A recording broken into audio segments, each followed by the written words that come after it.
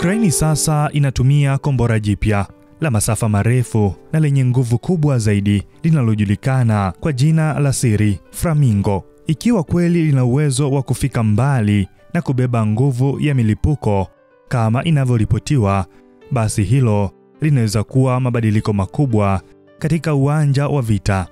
Vile vile, mjadala wa wiki hii kuhusu uwezekano wa Marekani kushirikiana na Ukraini kutoa kombora la Tomahawk kutoka kwenye ghala lake la kijeshi ni jambo linaloweza kugeuza uwezekano wa hali ya vita. Flamingo na Tomahawk ni makombora yenye vichwa vya vita vyenye nguvu kubwa zaidi kuliko yale tuliyoyaona yakitumika kwenye drone. Haya yana uwezo wa kuleta mabadiliko makubwa. Kwa ujumla, mitambo ya kusafirisha mafuta ile takribani 30 hadi 35 iliyoenea kote Urusi, ambayo inachakata mafuta ghafi na kuzalisha bidhaa za mafuta, ni eneo dhaifu kwa Warusi. Hata hivyo, sababu inayowasaidia Warusi kuendelea kurejesha shughuli haraka baada ya mashambulizi yaliyopita ni kwamba shambulio lilikuwa na nguvu ndogo ya mlipuko.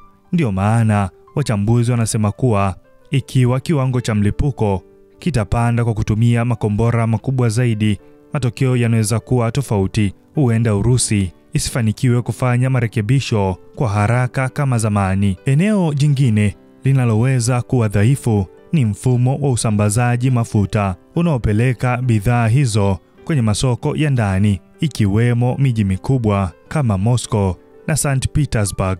Tayari baadhi ya makombora na vituo vya kusukuma mafuta vimeshakuwa shabaha, lakini muhimu zaidi ni jinsi mafuta hayo yanavyosafirishwa kwenda kwa jeshi la Urusi linalopigana na Ukraini. Kwa kulenga maghala, vituo vya kuhifadhia mafuta, reli na mabomu ya usambazaji, kuna uwezekano mkubwa mfumo wa mafuta wa kijeshi wa Urusi ukaathirika au hata kuvurugika kabisa. Hali hiyo ingeathiri uwezo wa Moscow kuendesha vita vyake. Kwa muda mfupi, matarajio ni kwamba Kiev itaendelea na mkakati wake wa kijeshi wa kusambaratisha na kuzuia Urusi kuwa na uwezo wa kuzalisha mafuta yanayolisha jeshi lake na pia kutoa mapato makubwa ya kifedha kwa hazina ya vita. Wakati huo huo, Urusi inatarajiwa kuendelea kutafuta njia za kufanya marekebisho ya haraka kwenye miundombinu yake. Hali inaweza kubadilika tu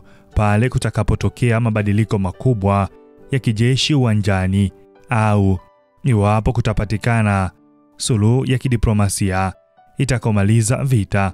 Lakini kwa sasa, katika wiki chache zijazo, hali ya sasa ya vita inatarajiwa kuendelea bila mabadiliko makubwa. Hii ni BMTV Tanzania. Mimi ni Baraka Peter. Usisahau kulike, kusubscribe, kushare kwa ndugu, jamaa na marafiki ili na wenyewe waweze kuwa sehemu ya BMTV Tanzania. Hadi wakati mwingine.